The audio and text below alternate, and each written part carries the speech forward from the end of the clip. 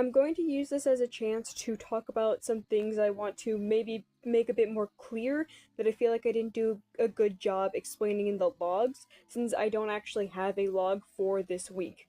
For example, Eggman didn't actually really have a plan while making Penumbra. He got so caught up in the fact that he could that he didn't really think about what to do once he had this Black Arms hybrid created. He had other things that needed his attention, like Zero and the Resistance. You know, the war that was going on. He got blinded by his own curiosity and pride that he was able to replicate his grandfather's work, that it blindsided him when he realized, oh shit, I don't have a plan, which is where another character comes in who isn't actually from the IDW canon. But I'm getting ahead of myself because I wanted that to be a surprise. Penumbra, when she is more fully grown, fully trained, is actually stationed alongside Metal Sonic in my mind. She kind of acts as a bit of a foil, where Metal Sonic believes that he is the true Sonic. Penumbra knows desperately that she will never actually be Shadow. While also Metal Sonic thinking she is his Shadow, because clearly Sonic needs a Shadow.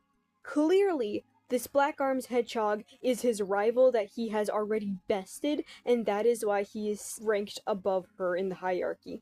One thing that I'm worried I will not really be able to get across or successfully write is that Penumbra will be struggling with her sense of personhood really heavily. She is an organic being, and I'm not saying that the robots aren't people.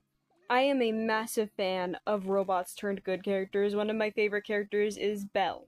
But something that I really want to do with Penumbra is make her struggle with feeling like a person. Even later, when she is in rehab with the restoration, she's going to struggle to feel like a person. Does she even deserve this? She did horrible things while under the Empire. Yes, she didn't exactly have a choice, but it's what she was created to do, and it's what she has done for a majority of her life. And does she even deserve it? Yes, there are other characters who break their programming, but does she deserve to? There's also the guilt over her existence and what it means to Shadow and everything he stands and fights for. She genuinely feels like she's a disgrace to the ones he loved and lost. And now you're probably starting to see why I really want to put her with Surge and Kit as a trio.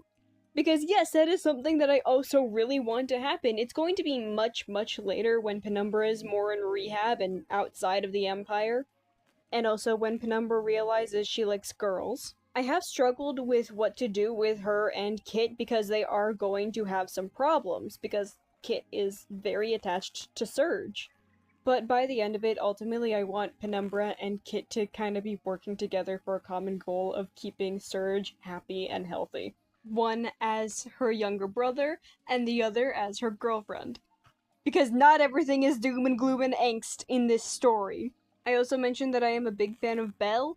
Belle is the one that finds Penumbra when she runs away from the Empire because she's still very justifiably scared of the Restoration. She thinks that they're going to kill her.